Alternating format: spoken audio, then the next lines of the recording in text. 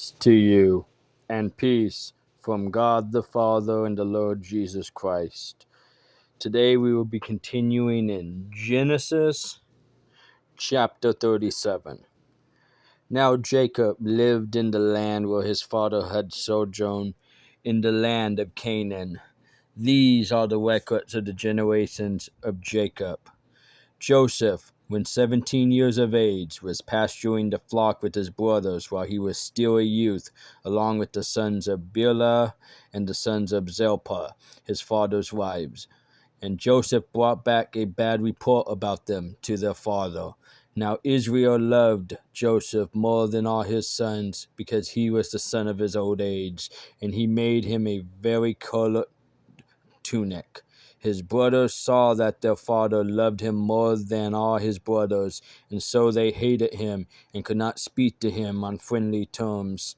Then Joseph had a dream, and when he told it to his brothers, they hated him even more. He said to them, "Please listen to this dream which I have had. For behold, we were binding sheaves in the field, and lo, my sheaf rose up and also stood erect, and behold, your sheaves gathered around and bowed down to my sheaf." Then his brothers said to him, "Are you actually going to reign over us, or are you really going to rule over us?" So they hated him even more for his dreams and for his words.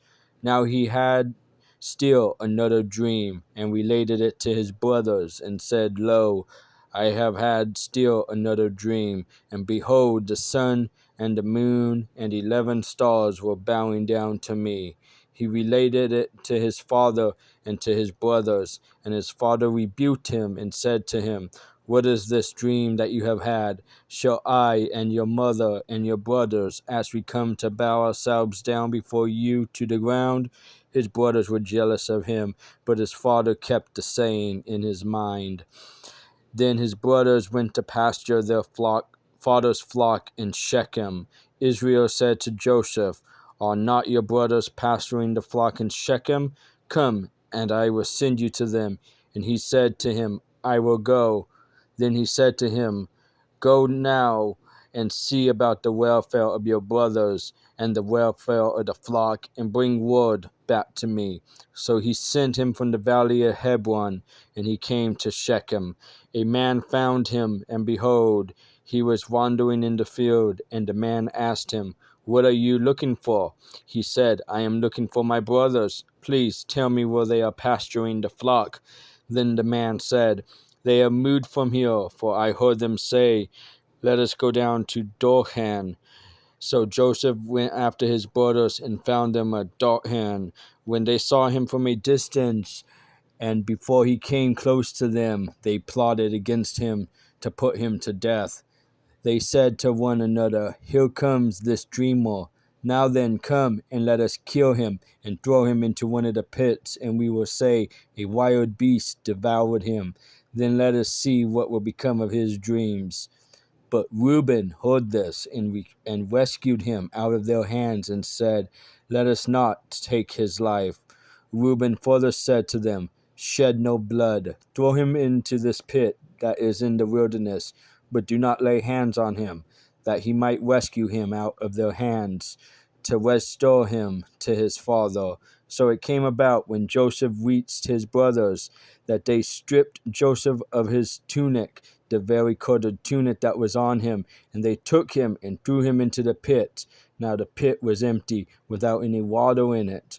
Then they sat down to eat a meal, and as they raised their eyes and looked, behold, a caravan of Ishmaelites was coming from Gilead with their camels bearing aromatic gum and balm and myrrh on their way to bring them down to Egypt.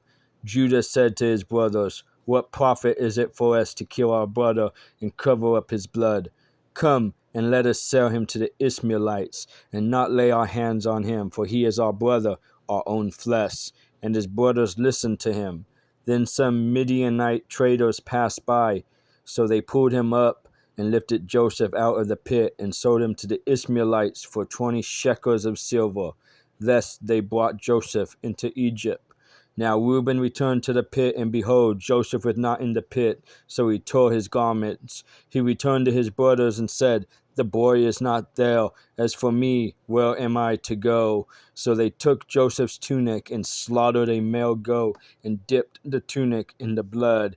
And they sent a very corded tunic and brought it to their father and said, "We found this. Please examine it to see whether it is your son's tunic or not." Then he examined it and said, "It is my son's tunic. A wild beast has devoured him. Joseph has surely been torn to pieces." So Jacob tore his clothes and put sackcloth on his loins and mourned for his son many days. Then all his sons and all his daughters arose to comfort him, but he refused to be comforted. And he said, "Surely I will go down to Sheol in mourning for my son." So his father wept for him. Meanwhile, the Midianites sold him in Egypt to Potiphar, Pharaoh's officer, the captain of the bodyguard.